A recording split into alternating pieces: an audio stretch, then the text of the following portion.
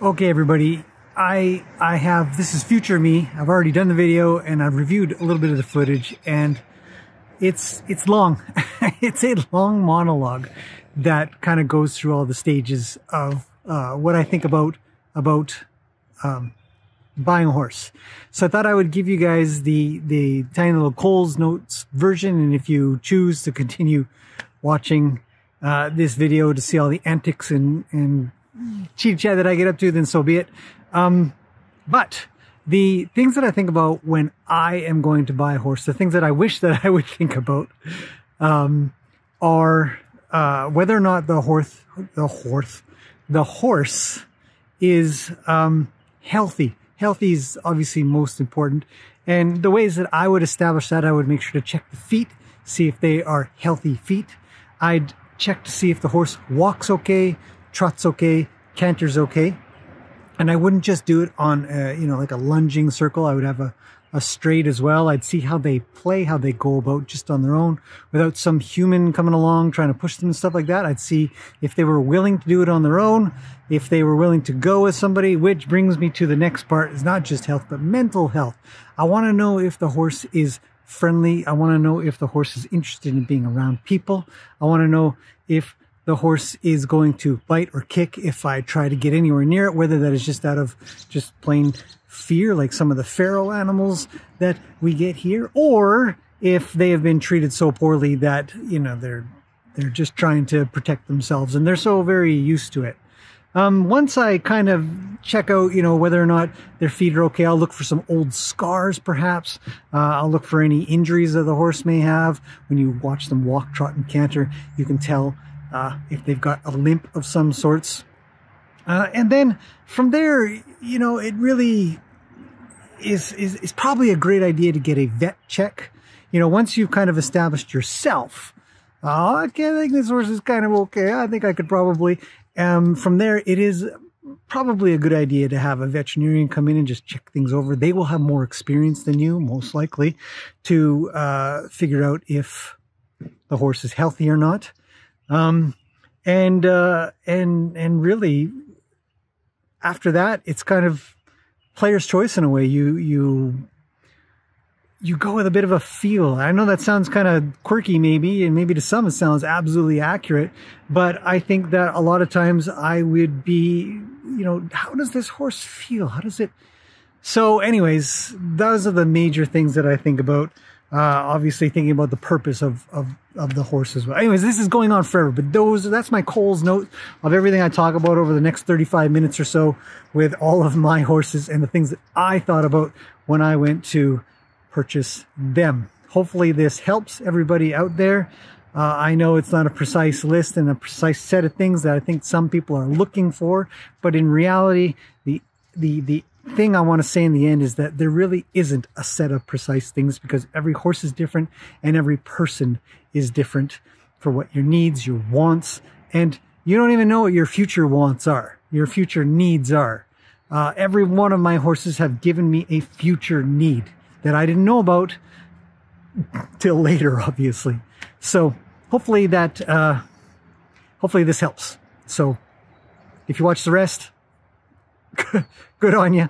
If not, you've got the conclusion, the short version, the summarized version. And now I shall check out. Look at these guys. What's happening, you three? You got a little bit of something right there. And a little bit of something there. Hi, Luke. What's up, buddy? Okay, I would like to talk a little bit about a really great question that came through on how to buy a horse. And it's actually like, what do you look for? What do you think about, or what would you want when you buy a horse? And it's a little bit difficult to answer, so I thought I would go over the horses that I have and tell you what I saw in them and then essentially what they are now. And we might as well start with Luke, because one, he's right here, and two, he's my second horse. My first horse has already passed on, and she wasn't a very good purchase in regards to having a horse for a very long time, or whether or not she was proper healthy or any of that stuff. But she had a lot to teach me, fortunately. And she was a retired, I don't know how much she raced, but she was a retired thoroughbred who had absolutely terrible feet. And the thing about her is, if I didn't have her, I probably wouldn't have gone down the path that I'm on now. Maybe I would have, based on how many bad feet are out there. But because nobody could solve her problems, because I had the vet that I got to look at her, and he encouraged me in ways to search out more. Because of all of that, because of her loss, I vowed never ever to have that happen again, and to learn as much as I could to where I'm at now. So my first horse, she's lovely, but very unhealthy, very poorly cared for way too long, shortened her lifespan. But in the end, she has probably saved many horses, if we wanted to look at it in a very positive light like that. What are you guys doing? What's this guy doing? What are you doing? So there's her. Her name was Willow. There's one video up of her that I put up not too long ago. Look at how good he is at that. This is Luke. Luke is my second horse. Luke was from a rescue, and I bought him pretty much within 5 minutes of looking at him. I just thought, you know, you're a really neat horse. He was a little smaller back then because he was only about, you know, 3 or something like that. And I didn't know anything about him. In fact, I barely knew anything about horses. I barely knew how to do even probably 1/100th of what I can do now. And I most certainly didn't know how to look for a horse, but what I did know is I just really liked him as a... God, right now I'm not liking you. Back off. I can't put you in the scene if you keep moving around me. Now, Luke is, I was told he's an appendix. He was friendly and nice and that kind of thing, and so I was like, yeah, cool, I'll take him.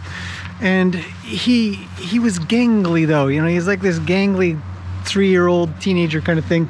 And oddly enough, Luke's never really kind of come out of that gangly phase. I mean, I've had a few people comment on how his back looks like this, and you know, you think that he would grow into his hips, his bum high kind of idea, but he never kind of did. He kind of just, everything went up all at once, and so he sort of maintained this thing. And then I get, yo, you should tickle his tummy so he lifts his back up and stuff like that. And you know, Luke's just the way he is. And to many other people, Luke would be an inferior horse based on the shape of his back, or, you know, sort of, if I could just get him from the side. Would you just stay in one spot, please? You know, he doesn't look bad, obviously, but plenty of people would be like, nah, he's not kind of what we want. He's too high. You know, he's downhill. I don't know where you guys are, what are you doing? So because he's downhill, a lot of people wouldn't want him. But Luke has been an absolutely stay for a second. Just stay. Stay. Good. Stay. He's been an absolutely fantastic trail horse. I taught him from the get-go how to ride. I've started, and I don't think I've finished him whatsoever, but you know, I'm the person who has come along and said, I'm going to teach you how to do these things. And we've done tons of trail riding. He's my guy. He's the boy to take, kind of thing. Solid all around, always. Never really have any trouble with him. But he's not the strongest. He's certainly not the biggest. And I have to be conscious of how long I really take him out for because of that. Right? Yeah. But Luke has this personality that everybody loves. Everybody. He hasn't really had any health problems other than a little bit of his sweet itch, but that didn't start till he was about 5 or 6. And that's normal. It doesn't start when they're babies. They're like 5, 6, 7 years old, 8 years old kind of thing is where they start to get sweet itch to be taking effect kind of thing. And so what I saw in Luke in the beginning was really what we all see now when we see him be the ambassador to this place. We see him be the horse that everybody loves. These two girls won't leave his side, right? If it's Luke in here, well, those two will hang around with him. Right now, those two are playing a little bit more because Luke's so busy with his harem. But the point is that Luke has this incredible sort of thing about him, this energy or aura or just a personality that is just so likable. And that has really gone a long ways in regards to what I do here. So his personality, who he is as a horse, is just utterly invaluable. him and I will be together for the rest of our lives. One or the other of us. So that's Luke. So that's when I saw him, I didn't think really much. What did I look at? I don't know, a little bit here and there. He kind of seemed like he was okay. And well, look at him. He never stops following me around half the time. Yeah, you're just a big puppy dog. I know. So the point is I can't really give you any information on that guy, but look at him now, right? This is Roni. Roni is my third horse. He's a quarter horse. And I don't know why, but he's getting little white spots. Here, and here. Here. And I think he had another one over here somewhere. Yeah, right there. He's getting these little polka dots on him. Anyhow, Roni's about the same age as Luke.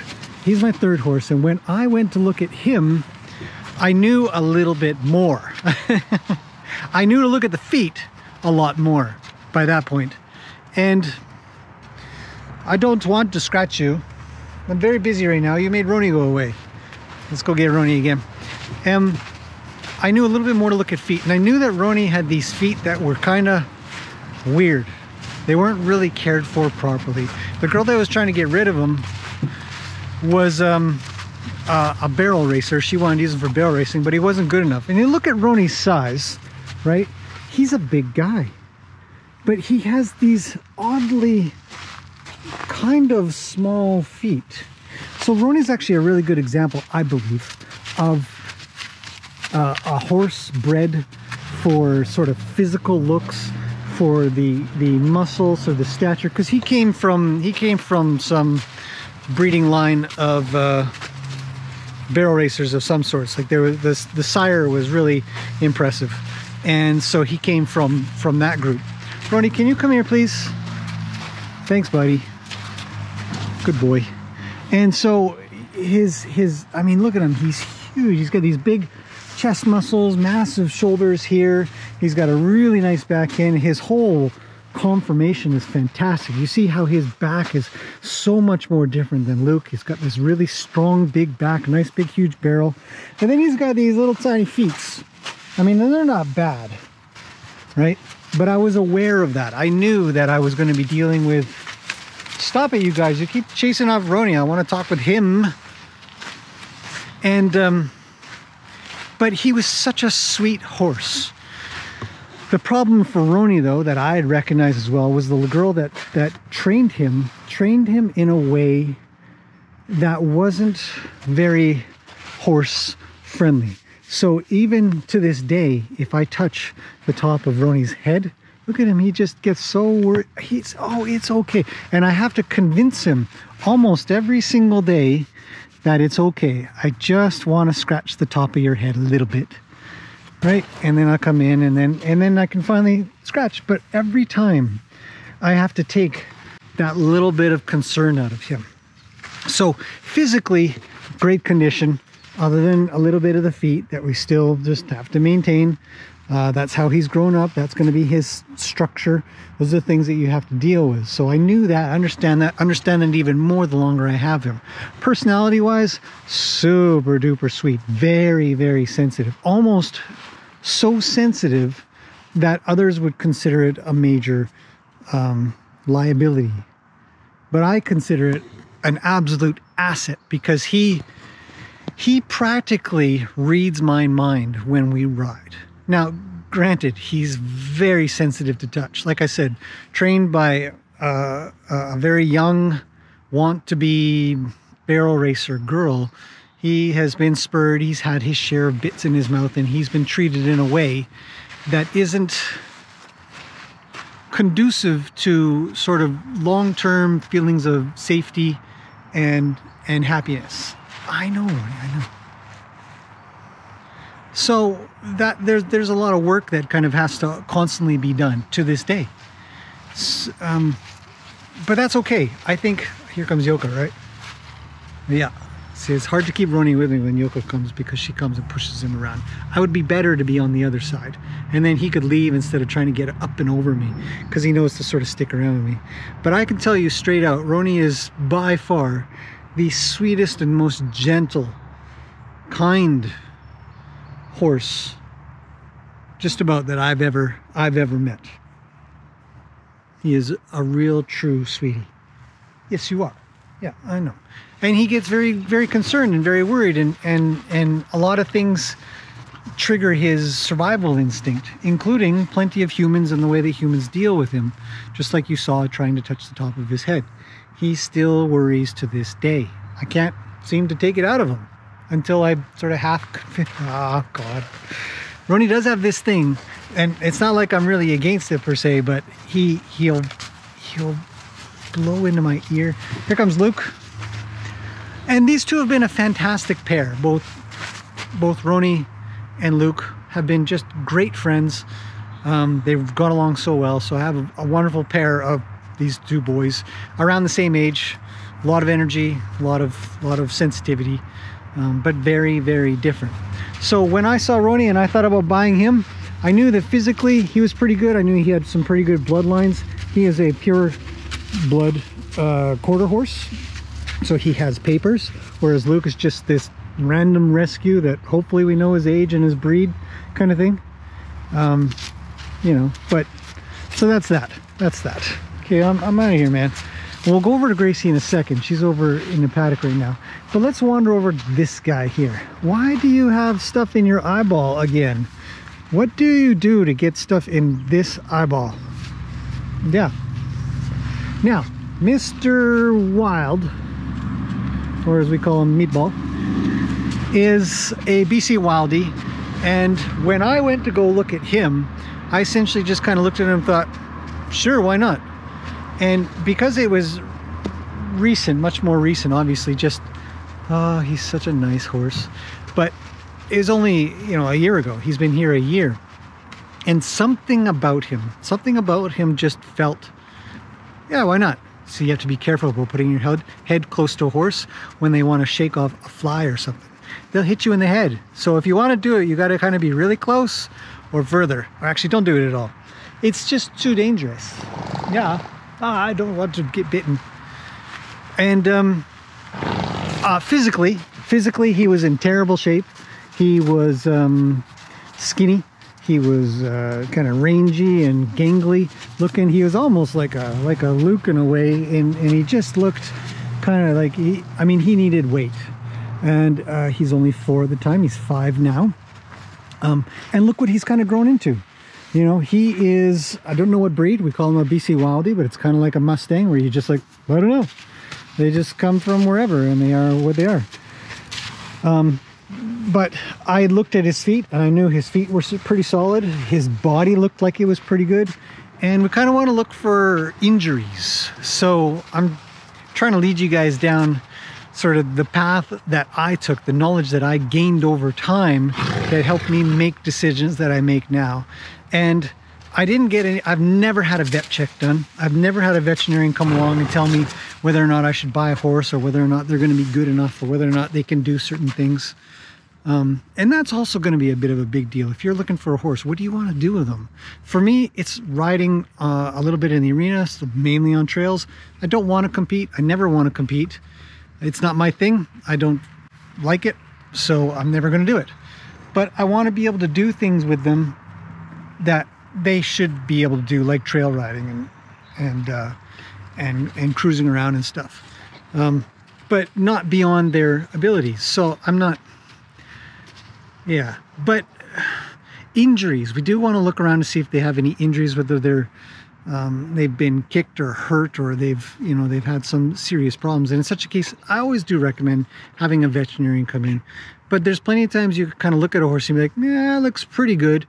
And either way, I mean, no matter what the seller tells you, you're always going to be wondering.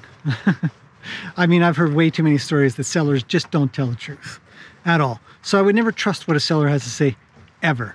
I go with my instincts and kind of the knowledge I have. So with the more knowledge that I do have, when I did look at him, when I did sort of see him, I knew that he's probably going to grow pretty good. He's still going to grow up. He didn't seem to have any injuries. He didn't have any major scars. The only thing he had was branding. And you can just barely see it here. This is an M. I think this is an L. But there's just, that's it. So everything about him kind of said to me, yeah, probably okay. Because, like I said, you're not going to know what you're going to get into. And like my first horse, sometimes you get into it and you're like, well, I guess I better figure this out. And this is where it's got me to where I am now, where I own these horses, and each of them have their quirks. And Yoko, what do you want? What's happening, Fluff? You and your big Fluff. How can you not play with the Fluff? Yeah. You're such a good horsey as well. Yoka's not mine. So I can't talk about, I didn't buy her, so I can't really say anything. But this guy is, and I have not looked I have not looked back on him and regretted anything about purchasing him. $500 for this guy, $500 for that guy. Probably my two best, coolest horses. He was a couple of grand because he's a pure quarter horse, and pure quarter horses cost money. Yeah, they do. Not you guys though, you're just mutts. So mutts don't cost money. They just, you buy them, and then you get to hang out with them a lot, and they become your best friends. And so with extra knowledge of looking for things like scars or limps or missing pieces of their body of some sorts, like big chunks taken out of them or whatever, something that kind of tells me they've either been in a fight or they've been in a big accident, it says a lot. So he is pretty feral. It's pretty hard to tell, what a horse is like when you buy them, whether or not they're going to like you or be good. But I've never gone wrong with it. This is Little Miss. She's not mine, but she is a fantastic purchase for the person who's purchased her. Just an amazing horse. He's an amazing horse. Annie up top, we'll go see in a few minutes here. An amazing horse. Never had a problem with BC Wildies. When you're going to buy a domestic one, you really do have to be careful, because you're buying them from some seller that has used them for something. And okay, you guys, you're coming with me for safety. I bet you. What's up, Roni? You want to come and hang out or what? See how sensitive he is? See how he kind of pays pretty close attention?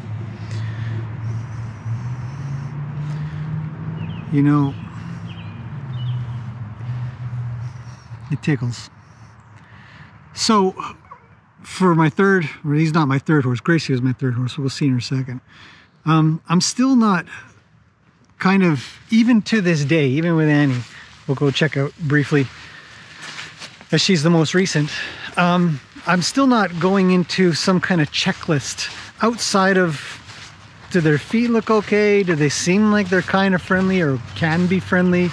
I mean, if he was bucking around, if you were going crazy, if he was going crazy in the paddock when I first saw him, I probably would have passed. I think because he had this sort of this demeanor, this behavior that was just, it just seemed like, I think I can reach this guy. I think I can get him out of his fear zone. So I guess in a way, I look a lot more for personality than I do their physical characteristics, because I believe that the physical things can be dealt with. We can deal with wounds, we can deal with feet, we can fix the feet with enough knowledge. We can go about fixing them. And Gracie is a fantastic segue into this part of the conversation, because when we got her, her feet were atrocious. And I still have a little trouble with them. You know, they are weird. They are asymmetrical, 100%, especially on the fronts. She still grows a little bit too much heel on the left, and her right is more normal. And then her back feet have a constant issue with the what's called the lateral bars. So there's these bits and pieces that kind of come down under the foot, and yeah, you have some weird feet, and they go inside of the hoof on the underside, and if they've been left a particular way for too long, they essentially get they drive up into the foot and they cause some damage. And when we first got her, I didn't even buy you. She was free because nobody wanted her. Nobody wanted you, and yeah, it was terrible. And so she hadn't been trimmed because she was such a pain in the butt for so many people, and they were all afraid or didn't like her or something like that.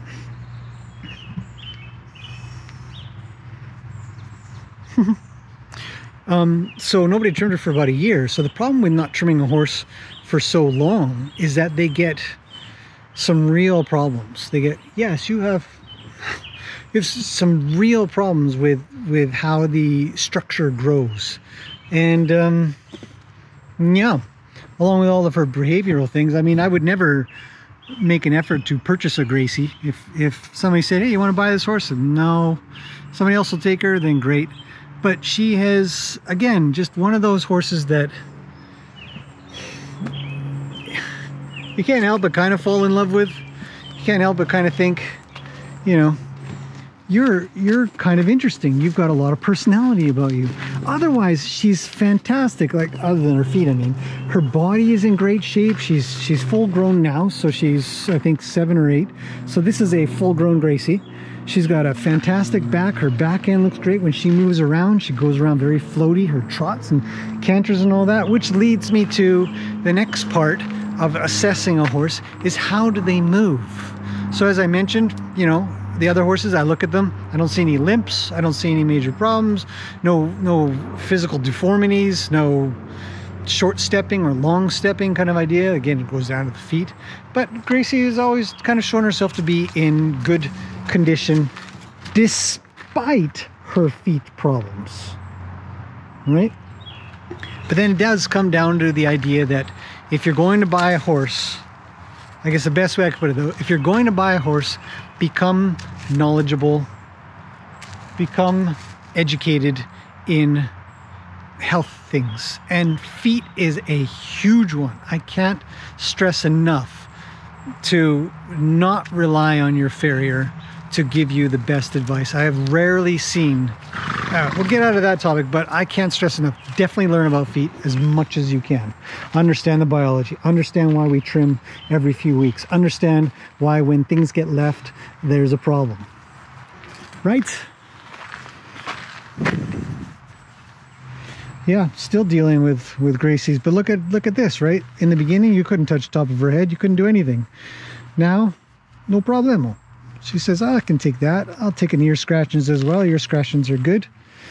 You know, and she's really come a long ways in this regard.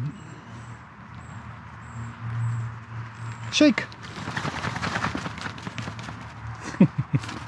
She loves a good ear scratchings. Would I buy a Gracie? I would not buy a Gracie. Why? Because she is high maintenance. But I'd happily take a Gracie. The purchase process means that you're choosing to pay money to take on particular problems. I've got different goals in my world, but she just came into it, and that's that. She was going to come to me or go to possibly the canning situation, and we didn't want that. So you never know why horses are going to come into your world. So I don't know if I'd even be able to put Gracie into the category of what do you look for, but maybe what is the situation that demands the purchase of the horse. I think that when her feet problems are fully gone, she'll just be, I mean, I've already ridden her, I've done some horseback archery with her. She thinks, she understands. It doesn't mean she sticks there, but it's been a good challenge overall. And as you can see, she can be very, very quiet and calm. So, still a work in progress, but that'll give you a little bit more. Annie's chirping. Let's go up to see her. Actually, and we still have to go see Lena, because Lena is the third horse that I have purchased. Gracie was fourth, but not a purchase. She was a taker, or you know what's going to happen sort of situation, and that's just how it went. So I know I'm going on a little bit longer than I expected to, but let's keep going. Continue to talk about what do we look for when buying a horse. Depends on the situation, depends on what you want. Again, most of mine are just trail riding, casual, and in this case now also for teaching. Annie's so cute. She's up here now. Hi, Lena. Lena. She was also a bit of a rescue, and the problem with Lena is that she runs through people's hands all the time. She still does to this day. She nods, yes. And but Lena is gorgeous. In fact, I bought her pretty much sight unseen. When I did get to her, by then I had quite a bit more knowledge about feet and the body and some training things. So I felt confident that I could probably move past the problems that I would find. So you'll find that the more you get into horses, the more you're kind of surround yourself. You don't even have to surround yourself with your own horses. You can kind of be around, for example, here. And the variety of horses that we have, the different personalities, the different sort of problems, can allow for more learning, more knowledge, more wisdom. And he keeps chirping away. I gotta go to Annie in a second. She'll probably be quiet when I go next to her. But the idea being that the more you do, the more you kind of think, you get more confidence, you get more, especially with success, that you can solve the problems that you may see. When Lena came, her feet were just pancakes. Being a draft horse, she wasn't trimmed very often or on time, and so the feet just go bleh. And so that took a little while to fix up, but she's fine now. Everything's great. Her feet grow like crazy. I gotta trim them all the time, but it's fine. Personality wise, I don't have any problems with her, but other people get to learn from her because she still has a mind of her own. And that's a really cool thing. So, you know, physically, she's always been a little bit chubby, but she's an amazing horse. Everybody loves her. She is incredibly sweet and has never, ever, ever shown any signs ever of biting or kicking. And that is just fantastic. So there's another thing that I would look for. I look for a horse that thinks they ought to bite or kick. You know, do they so fearful they got to defend themselves? Annie, I'm gonna come in, okay? And that's an important thing. So sometimes you can tell more about what you want to buy based on what you like to see. And I love to see a horse that is not intent on protecting itself, and instead is intent on receiving scratches all the time. And this is Annie. And this is my last purchase so far. She is a BC Wildie, again, a feral horse. And she's a sweetie. I bought her sight totally unseen, just a picture on the internet. And a couple of words from the person that was selling her, who I kind of trust, saying she doesn't really have any problems. How do you know? They're one. What am I going to know? What has she ever done? Nothing, right? So Annie is a full-blown rescue. If she hadn't have been rescued, she would have gone back to where she came from, and they likely would have sent her to slaughter, and that would have been that for little Annie. Why do you constantly need the butt scratches? Huh? Why? And so she's here. So this purchase idea is just blind in regards to, you know, what is she like? What does she look like? I'm not going behind you. I'm going to cut you off. Come here, Annie. And, you know,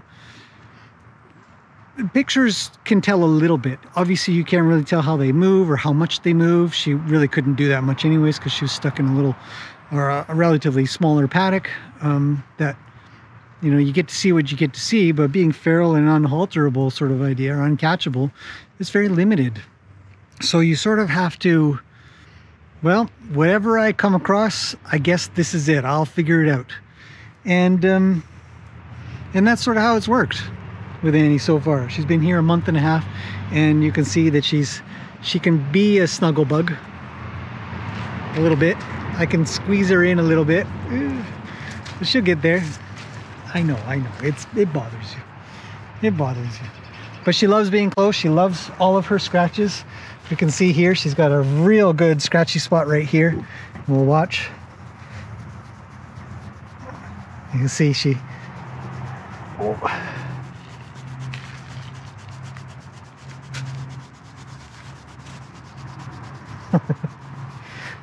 You can tell she likes it. Look at how much we take off here. And then back to the butt. So, I guess, in the end, my advice to anybody who wants to buy a horse, yes, maybe get a vet check if you trust your veterinarian. But mostly become knowledgeable and become wise, I guess you could say, by having experience with other people's horses, probably.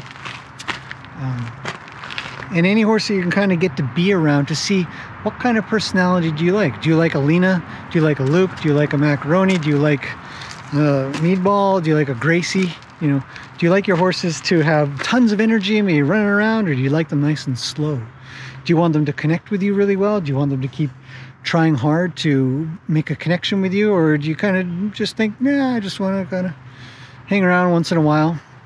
And you're going to find that there will be sort of types of horses, like there are types of people. But that comes with observation, which is why I try to put out a lot of horsey playtime videos so you guys can observe and you can see. Hello, Annie.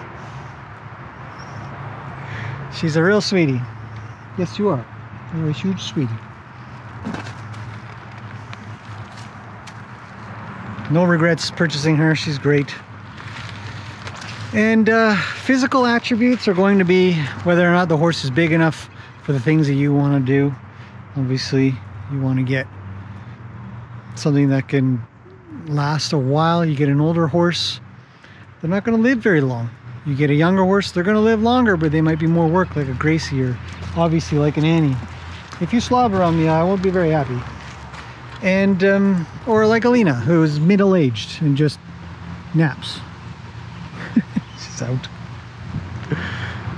She's babysitting Annie, which is why she's not in the arena with the other ones. I wanted to make sure that Annie was cool with the others being out, even though she chirps and calls out to them. So yeah, hopefully that helps. My experience so far is I essentially say, if I come across problems, it's up to me to solve them. I will get the knowledge to do it. I will not give up, and I will keep trying to make it work. I will ask for help when I need it, because there's plenty of times when we need to ask for help. And that's a good thing. Asking for help is a good thing. I've asked for help plenty of times. Many, many, many. And that's it. I think we'll end that there on little Annie here, who is clearly here for the scratches. If you have any questions more, let me know. If you guys have suggestions on things that you kind of look out for, chuck them in the comments. You might help somebody. Myself, if I were to purchase any more horses, I would just continue to do the same thing I'm doing now. Do they have too many injuries? Are they too wild and crazy that I probably think that it would be unsafe for me? What are my limitations? What are my time limitations? What are my cost limitations? I already did a video on what horses cost. I'll link to that one a while ago. And other than that, I'm pretty sure I can sort it out, because I want to. I really want to sort things out. And in such a case, you usually can. So that's it for this one. It went on really long. Sorry about that. Hopefully you had a good coffee or something like that to keep you hydrated. And I'll see you guys in the next one.